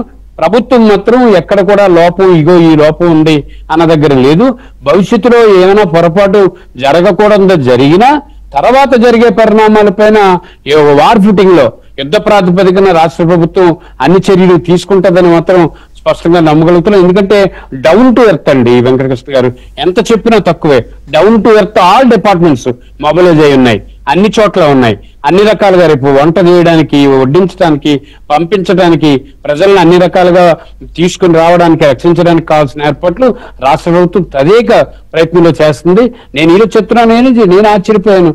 అందరికన్నా ముందు 15 కోట్లు, 14-15 కోట్ల రూపాయలు రాష్ట్ర ప్రభుత్వం ఒక్కొక్క జిల్లాకు 1 కోటి రూపాయలు పంపించగలిగింది, వెంటనే మూవ్ చేయగలిగింది అంటే ఎంత స్పష్టంగా గవర్నమెంట్ ఉన్నదని ప్రజలు కూడా సహకరించే ప్రయత్నం చేయాలి. అలాగే రాజకీయ పార్టీలు కూడా పిలుపు ఇవ్వాలి అందరికీ కూడా. మీరు ఎవరు పట్టించుకోకుండా వెనక రండి, మీరు వచ్చి షెల్టర్ లో ఉండండి, మీరు ప్రమాదం కొని తెచ్చుకోకుండా అని చెప్పి పెద్దలాంటి వాళ్ళందరూ కాస్త కోస్త స్టాల్వర్డ్స్ కూడా చెప్పాలి, ప్రజల్ని ఎడ్యుకేట్ చేయాలి. భగవంతుడి దయవల్ల రేపు ఏ రకమైనటువంటి ప్రమాదం జరగదని నేను వ్యక్తిగతంగా భావిస్తున్నాను. వికే గారు రైట్. అరుణ్ కుమార్ గారు, ఇక్కడ అప్పటికిప్పటికీ టెక్నాలజీ మారింది, అప్పటికిప్పటికీ ప్రభుత్వాలు స్పీడ్గా కదులుతున్నాయి. అప్పుడు వాతావరణ కేంద్రం వర్షం పడుతుంది అంటే ఎండ వచ్చేది, ఎండ వస్తుందంటే వర్షం పడేది. ఇప్పుడు అలా కాదు. ఇప్పుడు వాతావరణ కేంద్రాలు అలర్ట్స్ ఎలా ఉన్నాయంటే పలానా టైంకి పలానా ఊళ్ళో పిడుగులు పడతాయని చెప్తున్నారు. ముందే పిడుగులు పడుతున్నాయి. అంత అక్యురసీ వచ్చింది. సో ఇలాంటి సిచ్యువేషన్ లో మీరు రీసెంట్ టైమ్స్ వరకు కలెక్టర్ గా కూడా చేసి ఉన్నారు కాబట్టి చాలా అప్డేట్స్ వచ్చి ఉంటాయి మీకు కూడా. సో ఇలాంటి క్రూషియల్ టైంలో గ్రౌండ్ లెవెల్ యంత్రాంగం ప్రత్యేకించి అంటే గ్రామ స్థాయిలో ఉండే కార్యదర్శులు కానీ, గ్రామ పంచాయతీ స్టాఫ్ కానీ, రెవెన్యూ స్టాఫ్, ఎంఆర్ఓ ఆఫీసులు, విఆర్ఐలు, వీళ్ళు చాలా కీలకం. సరే ఆర్డీఓలు కలెక్టర్లు అంటే సూపర్వైజ్ చేస్తారు కానీ గ్రౌండ్లో ఉండి ప్రజలతో మమేకమై తిరిగేది వీళ్ళు కదా. సో వీళ్ళు ఎలాంటి పని చేయాల్సి ఉంటుంది ఇలాంటప్పుడు? యాక్చువల్ గా మనకి నేషనల్ డిజాస్టర్ రిలీఫ్ యాక్ట్ అనేది వచ్చిన తర్వాత ఏంటంటే ఈ ప్రోటోకాల్స్ అన్ని కూడా స్టాండర్డైజ్ అయ్యాయి. ఇప్పుడు ఏంటంటే బేసికల్ గా ఇలాంటి విపత్తులు వచ్చేటప్పుడు గ్రామ స్థాయిలో, మండల స్థాయిలో, స్థాయిలో, జిల్లా ఎవరు ఏమేం చేయాలి అనేటటువంటి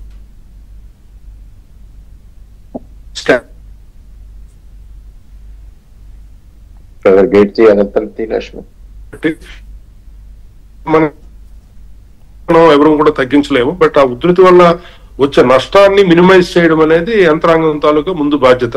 సో దానికి అనుగుణంగా ఒకటి రిలీఫ్ క్యాంప్స్ కి మనం ఏవైతే మనం క్యాంప్స్ పెట్టామో వాటికి ప్రజలను మూవ్ చేయాలి. దానికి నాయకులతో మన అధికారులతో పాటు మీరు అన్నట్టు నాయకులు వీళ్ళందరూ కూడా అక్కడ ఎవరైతే కొంత పలుకుబడి కలిగిన నాయకులు ఉంటారో వాళ్ళందరూ కదిలిస్తే డెఫినెట్ గా మూవ్ అవుతారు. ముఖ్యంగా చిన్నపిల్లలు, ముసలి వాళ్ళు, అలాగే ప్రెగ్నెంట్ లేడీస్, ఇలాంటి వాళ్ళని దే ఆర్ మోస్ట్ వల్నరబుల్ కాబట్టి వాళ్ళని మూవ్ చేయడానికి ప్రత్యేకమైనటువంటి బాధ్యతలు, ప్రత్యేకమైనటువంటి ఎఫర్ట్స్ చేయాలి. రెండోది ఏంటంటే మనకి స్కూల్స్ ఇలాంటివి మనం ఇప్పుడు తుఫాన్ షెల్టర్స్ అన్ని కూడా చాలా పాడుపడిపోయి they are in dilapidated conditions.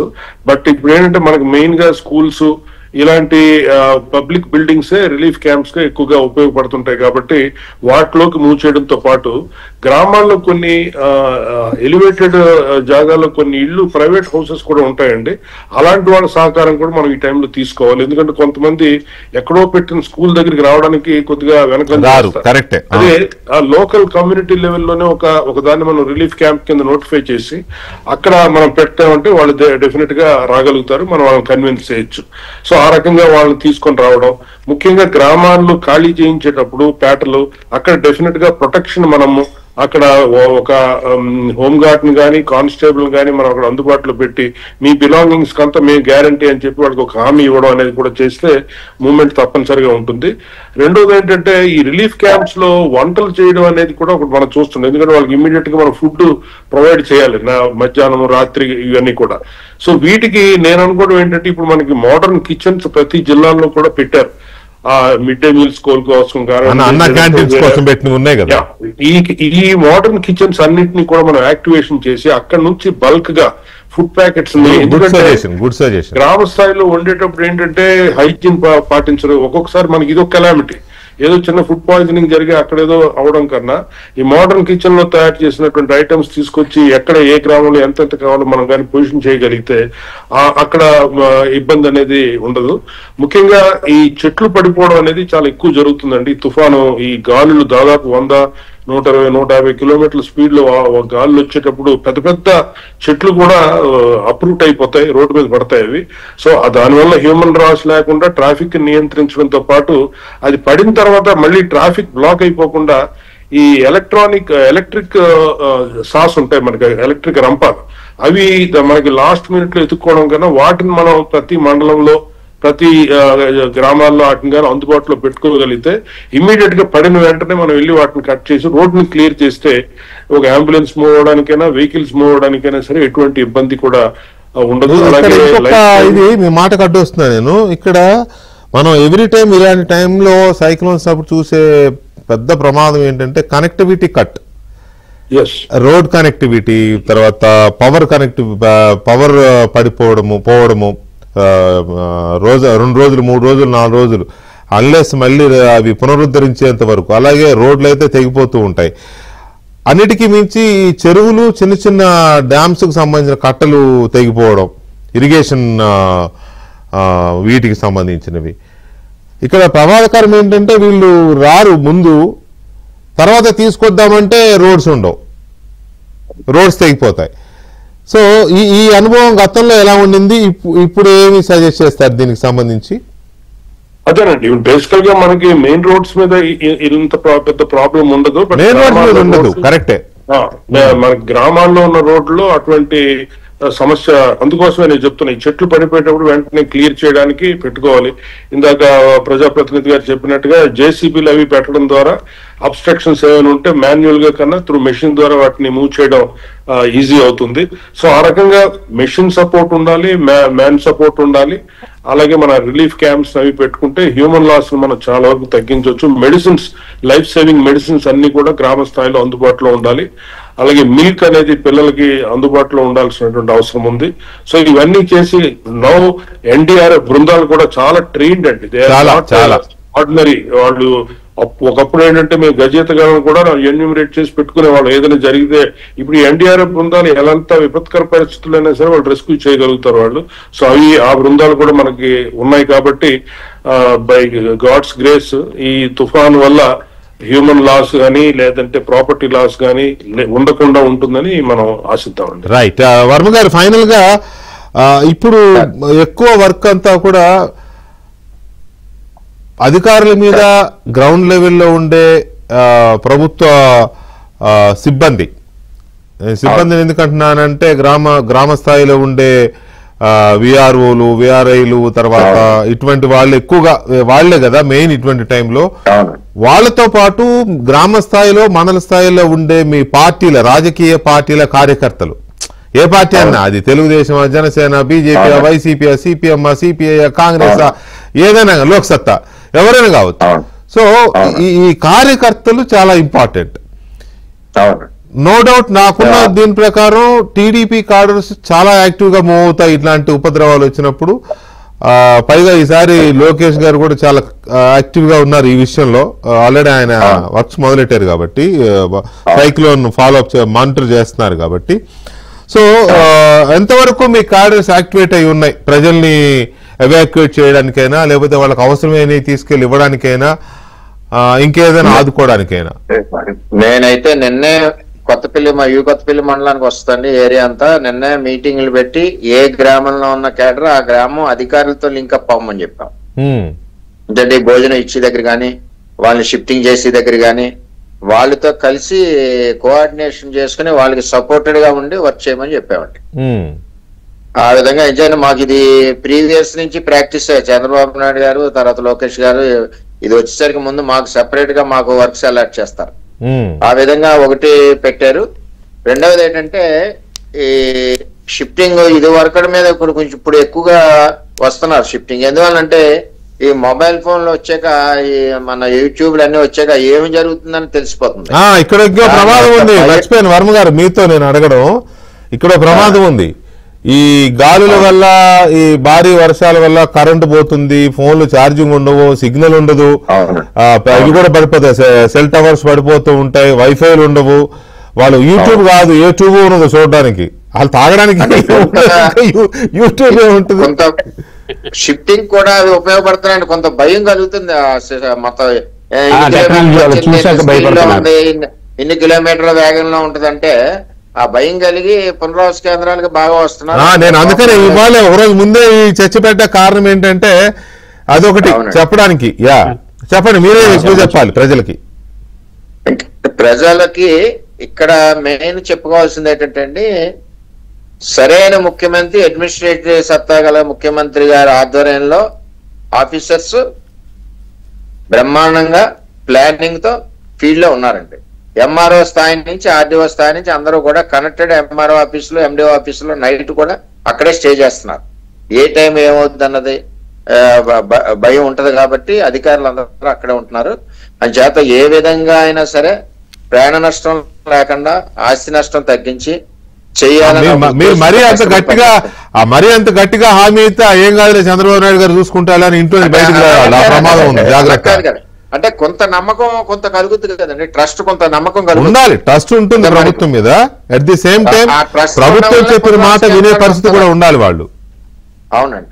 చేత షిఫ్టింగ్ అవుతున్నారు. భగవంతుడి దయ వల్ల ఏ విధమైన డ్యామేజ్ జరగదనే మనందరం కూడా కోరుకుంటాం, సందేహం లేదు. అంతే. అలాగే వచ్చే 2 రోజులు కూడా ప్రశాంతంగా ఉండాలని అనుకుందాం. ప్రభుత్వం చాలా చర్యలు తీసుకుంటోంది. ఇప్పటికే అవసరమైన నిధులు అన్ని జిల్లాలకు వెళ్ళిపోయాయి.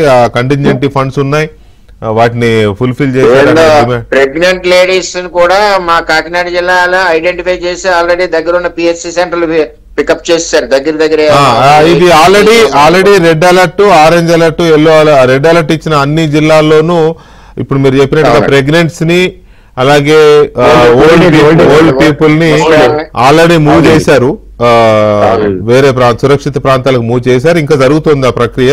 బట్ రేపు మధ్యాహ్నం నుంచి మాత్రం కొంచెం మీలాంటి వాళ్ళందరూ